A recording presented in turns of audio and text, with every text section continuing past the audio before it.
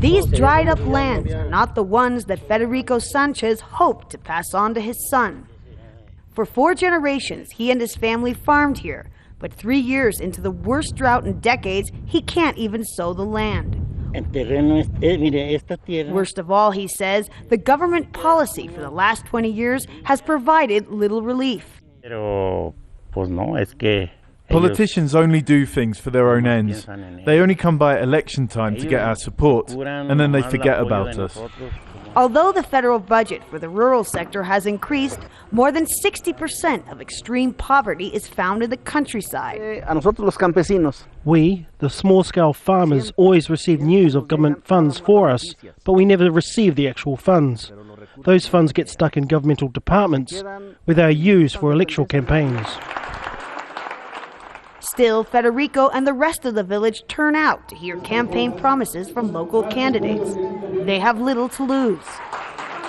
This house is abandoned, like so many in this town and across the state, which was once a thriving agricultural center. But years of punishing drought and neglect from the local and state authority means that many here are hoping that it's the presidential elections that bring about a change. Federico and millions of people like him who live in rural areas make up more than 30% of the vote. From remote indigenous villages in southern Chiapas to dusty cattle ranches in Jalisco. Farmers' unions have long been the backbone of the institutional Revolutionary Party, but in some states the vote is now up for grabs. Especially in places like Zacatecas, where half of the male population have migrated to the U.S.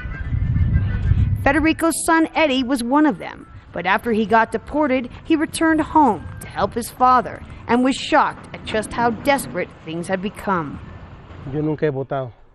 I've never voted. I thought, why bother? But now I look at the situation of my people and my community.